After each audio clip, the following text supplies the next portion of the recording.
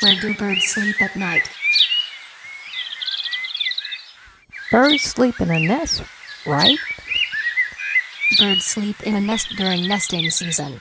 After their eggs are hatched and the young birds are old enough to leave the nest, the parent birds leave too.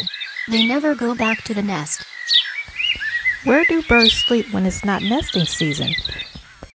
Birds sleep high or inside trees. Anywhere that will keep them safe from predators. Some birds sleep floating or standing in water. Do birds sleep all night? Birds sleep at night and take short naps during the day. Birds have a unihemispheric slow-wave sleep.